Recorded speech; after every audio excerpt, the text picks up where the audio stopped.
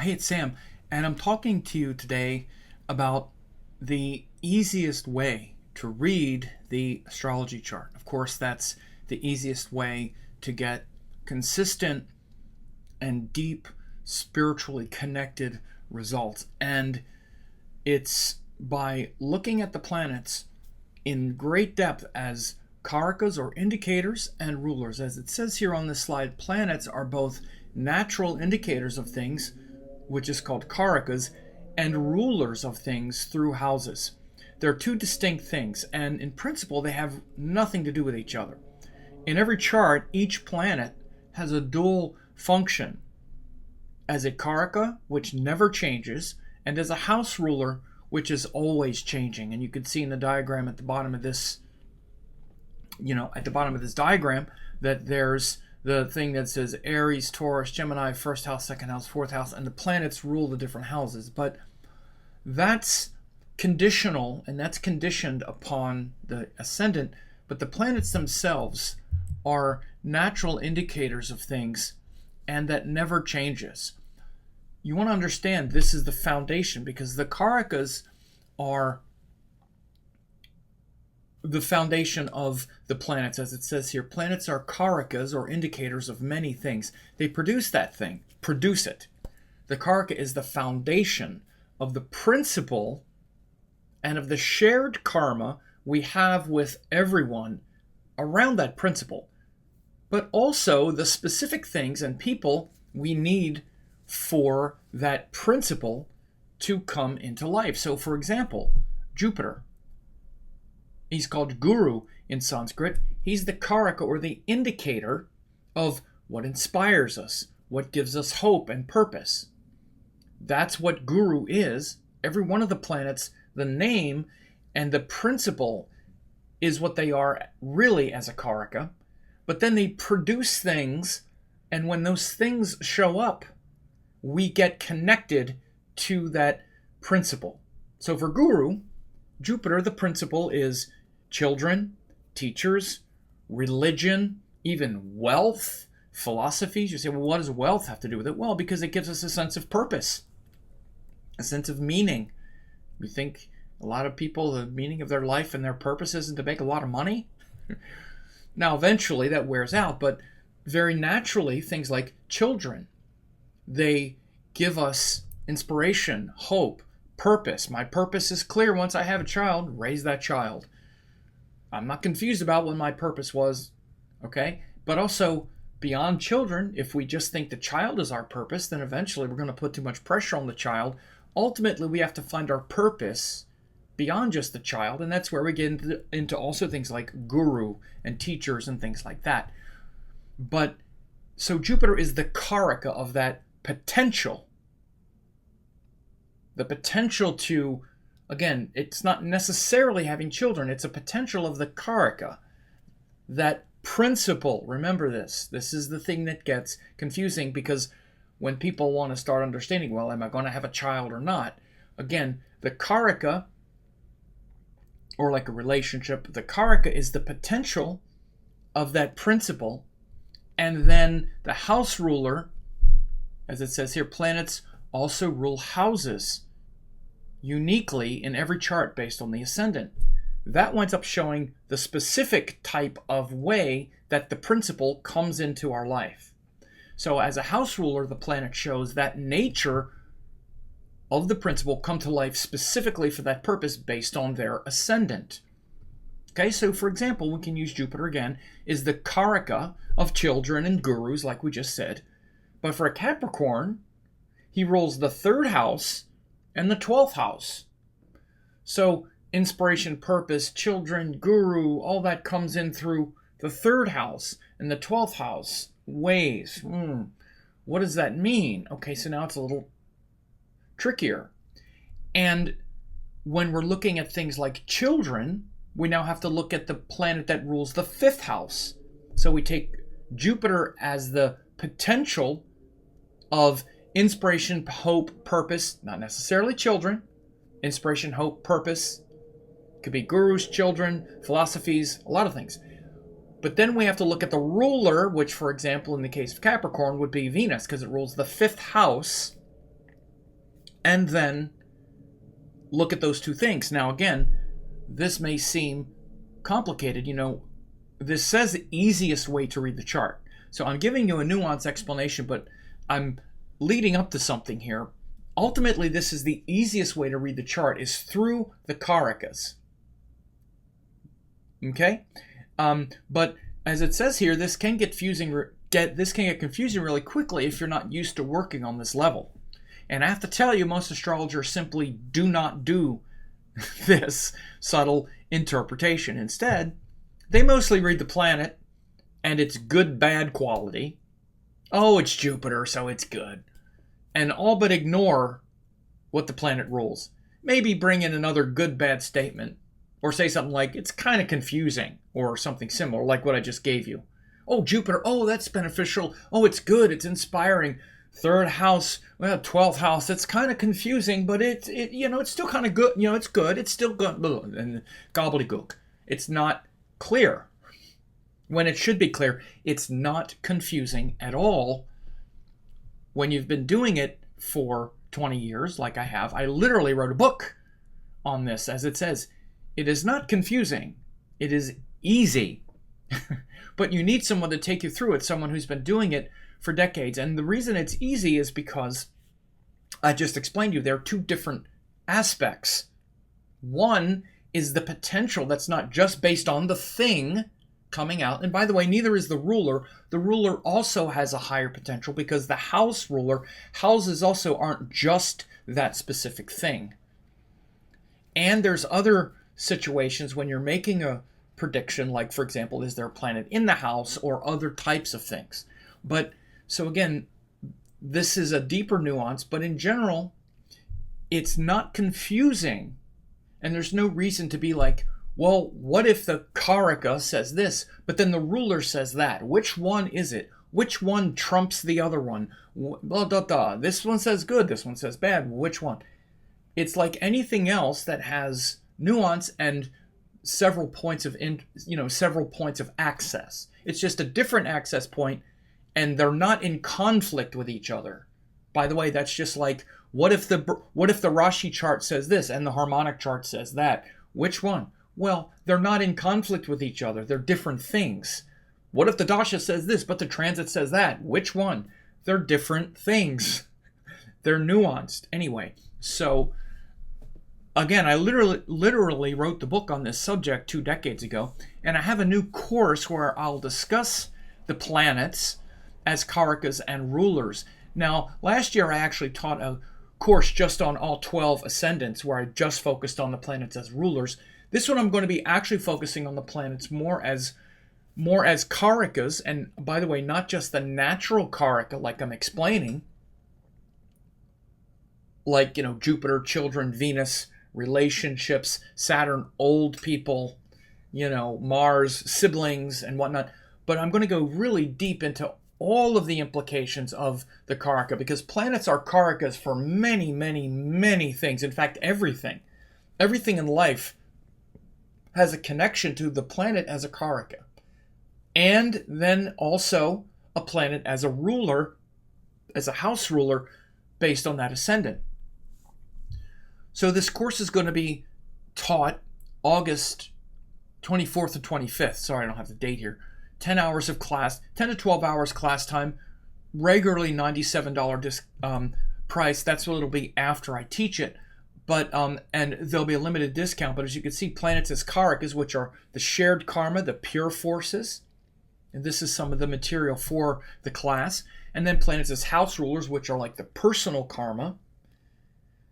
And then, of course, those planets go into different houses. So once you start looking at an actual chart, those dynamic forces come into play, because then the house ruler will be somewhere and the karaka will be somewhere. And so the reason things get nuanced and intense at that point is because now you have to blend the karaka and the ruler. You have to see how they agree with each other or disagree with each other, and how to do that. And again, it's in many ways the easiest way to make predictions and to read the chart. It allows you to even read the chart without birth times and all kinds of stuff. But in the meantime, I also have some great bonuses.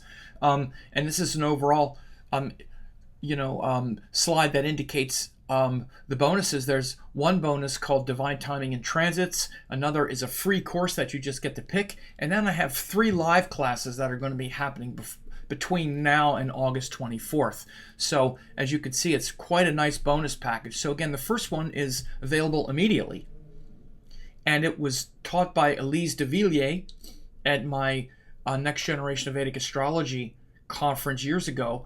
And it's called Divine Timing and Transits, where Elise goes through each of the planets as indicators and karakas and house rulers in the natal chart. She gives a great overall detailed examination of the concept. So you could see all this at work at a very high level.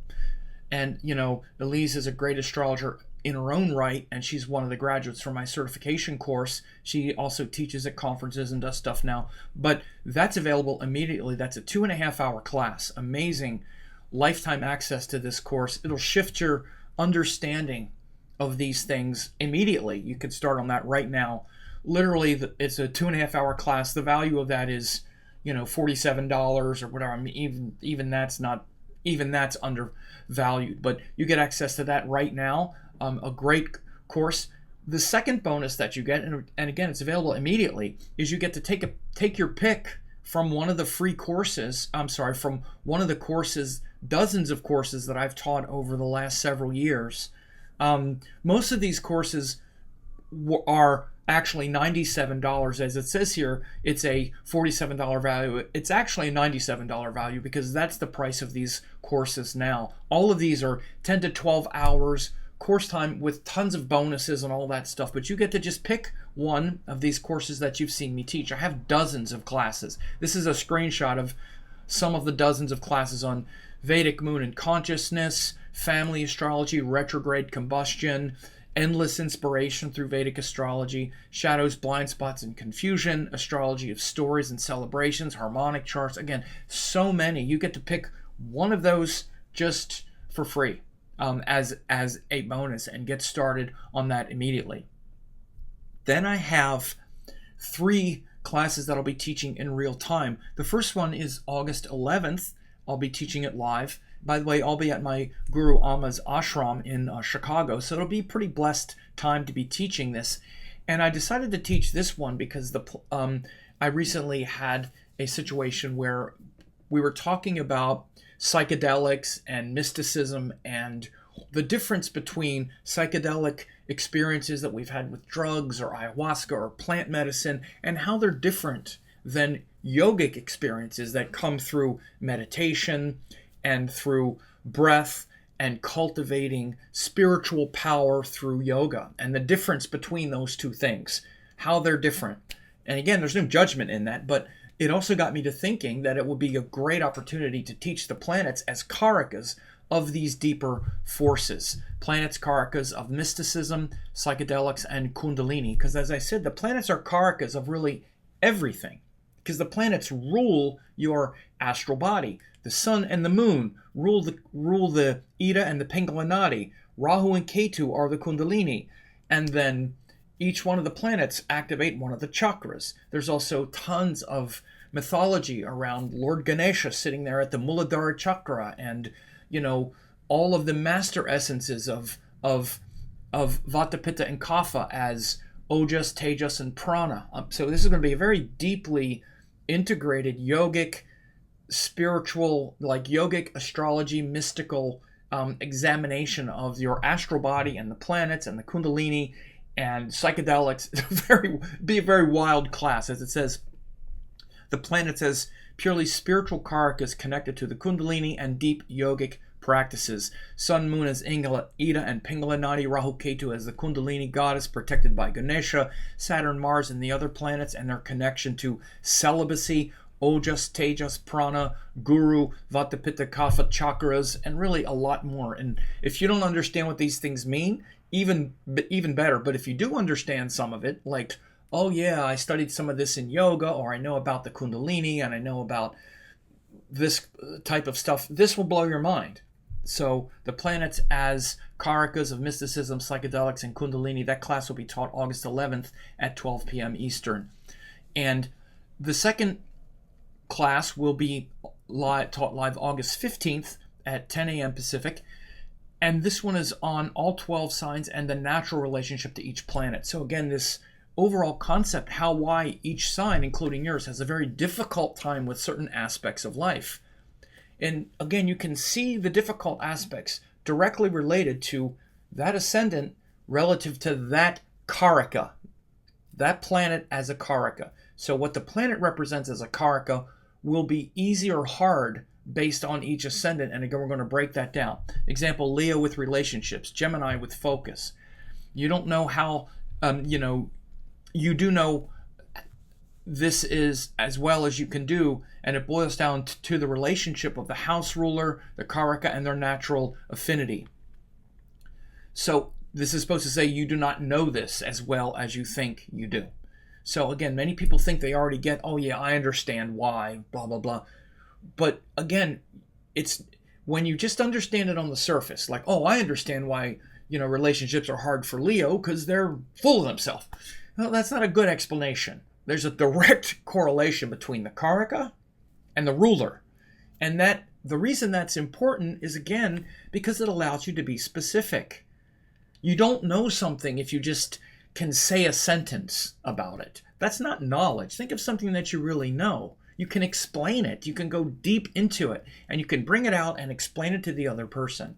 So being able to say a sentence about something isn't knowledge. It's certainly not wisdom or understanding. So I'm going to explain this concept, right? You don't know this as well as you think, even if you think you know it. Now, maybe you don't know it at all, but it's very easy for us to think, oh, I get that. Oh, okay, sure, it's because, and then we have some sentence. No, it's a very deep principle, and it mostly revolves around the relationship of the Karaka to the house ruler and of the to that ascendant. So again, this is something hardly no one really gets or can explain, yet most think, oh, I know that. Again, this is one of those things, all the time. This is one of those things that's called the illusion of knowledge. I started talking about this a long time ago when I started to realize how much people, you say words that sounds like things they know, like even now. This is one of the things that I have even with courses now, is because people have taken a lot of my courses and they're like, oh, he's going to talk about planets. Oh, okay, I already know that. Okay, signs, okay, I already know that, because it sounds like something I already know. Again, it's like, these are very deep concepts. Listen, I've been doing this for decades, and even when I go back and learn it and teach it, I learn more, even just by going back and putting it together. So one of those things that you probably have a lot more to learn than you realize. And then August 20th at 11 a.m., I'll be teaching the overview of the course concepts. And as it says, you'll learn the planets as Karakas, which are the two types of Karakas. There's the Sthira and the natural Karaka. So the natural Karaka is what I'm talking about here, but there's also the Atma Karaka, and that system of Atma Karaka, Amacha Karaka, and that's used in Jaimini astrology to assess the planets based on how far they've gone into a zodiac sign. And then the difference between the natural Karakas and the house rulers in making predictions. Again, conceptually, how do you approach them differently? I've even been talking about it here a little bit. I'm going to go deeper into that. Again, this is an overview of like the course to also give you an idea. Understand how and why they're not part of the same energetic matrix. As it says here, you need to know this or you're going to get confused. Again, so you need to understand why they're different. What part of the matrix they're really indicating, and that's why I use that term, because again, the Karakas are part of this matrix that's even connected to kundalini and Ida Pingala and yoga and all this, different than the rulers. The rulers are connected to a different energetic matrix, so you need to understand that. And then the natural Karaka matrix for each ascendant. So this means that, again, there's a specific setup, and in particular, I'm going to look at things where you see double Karakas indicate, right? For example, where the ruler is the same as the Karaka and whatnot, and very specific things like this to watch for. So as it says here also, this will really allow, especially those of you who've been watching me for a while, this will really allow you to succeed at what you see me doing. A lot of these readings I do, these assessments and forecast, they're really based on exactly what I'll be teaching you in this course, right? And you could also do it. And so, for example, I just recently did the Overcoming Difficulty reading assessment, which, by the way, you should get it. It really helped people a lot. It's still helping a lot of people. But again, I'm analyzing Mars, and Mars really as a Karaka, an indicator of what Mars brings about, which is, again, it's a principle of what to fight for, competition, this and that, but then that filters down into brothers and siblings and this and that, right? Also Saturn, time, pressure, but that filters down into like old people, this thing, that thing. Rahu, Ketu, right? So I'm just really assessing the planets as Karakas. I'm not even talking about the ascendant. I'm not talking about all that other stuff. So I'll teach you how to do these same methods that I use when I do assessments. It also allows me to read charts without birth times, many other things. So it's a great skill to have.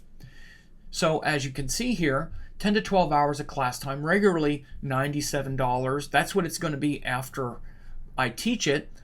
Really it's about a $299 value. It's probably more than that when you consider 10 to 12 hours and all the bonuses, but it's only $47 if you get the class before I teach it, obviously. This is the way I do it. I have this library of courses that I teach, but I also teach them live in real time. And if you're seeing this at that time, then you can get it. And again, it's going to be a huge way, a huge advance and a way for you to do chart reading and to really, in some ways, it's the easiest way to make specific and accurate statements, predictions, and in a very deep way. Because there are so many people I see now who even have like Vedic astrologer on their Instagram, or they have this or that. And look, I'm glad people are doing that, but I also know that unless you've been doing it a lot, and unless you have a lot of good methods, you probably don't have as much confidence in doing readings and this kind of stuff as you would like. This is a very high leverage, focused approach to being able to understand, first of all the things that the planets rule, their nature as this Karaka principle, and then how it's different than in a specific chart and each house ruler. So again, once we get into each of the 7 planets as actually 9 planets as Karakas, then when we start getting into them as house rulers, you'll start to see how the Karaka shows this, but then the ruler shows that, and there's stress between these two things, right? So all of that will start to make sense as well, and you'll see how they're different. There's going to be a big difference instead of like, well, I don't know, it's kind of confusing. This says this, that says that. So, that's no good. This, and it's also why, because you don't have enough depth in either one, you don't know how to make a nuanced interpretation, because explaining the difference between those two things, that's what the explanation is. That's what the reading is. And you want to understand this about astrology as well.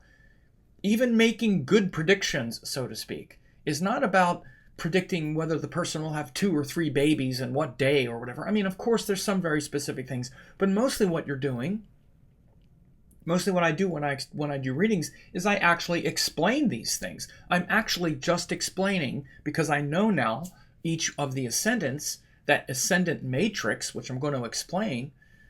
Ascendant matrix just means each planet as a ruler. It's already so built into my head that I already know, okay, Gemini person, okay, their guru teachings are going to come from Saturn because that's the 9th house ruler. But I also have to look at Jupiter because he is guru. So the tension and stress between Saturn and Jupiter is going to be the issue there. And that's just in general. But now what are they doing in this particular chart? But I already know how to explain the difference between these two, even like the example I used. Guru, Jupiter, is inspiration and purpose for everyone. For Capricorn, it comes in through the 3rd and 12th house, okay? And for Capricorn, the 5th house ruler is Venus, 9th house ruler is Mercury. So now there's also a relationship between Jupiter and Mercury. Now again, it sounds complicated when I say it, but it's not when you understand the way that you can approach and how they're different things. And then those differences are what you explain to the person to make them go, wow, that's so in-depth. And you're not ever going to have to get into things like, well, but this one's kind of good, but then that one's kind of not, and which is usually what happens when people try to do both. So that's why I said at the beginning on the first slides, most astrologers, frankly, and most astrology students like you, I'm sure, I know, all I do is talk to astrology students. You don't even really consider the ruler very much. You look at the planet, you get a general idea of what it means, and because you can't really explain the ruler as well, or the house very well, or the fact that the ruler rules 2 houses, not only that, you can't really explain the relationship of the ruler to the Karaka, so you just kind of ignore it. This is what most people do with the complexity of astrology, even though it's really not that complex. This is what they wind up doing, because they want to try to stick to the thing that they know, and so they kind of partially do it, and then they avoid the thing that's a little too complex. So this is why you actually study it with someone who has done it for decades. I can make it easy for you and show you, and it'll be add enormous richness to your studies. So check it out, and thanks for listening.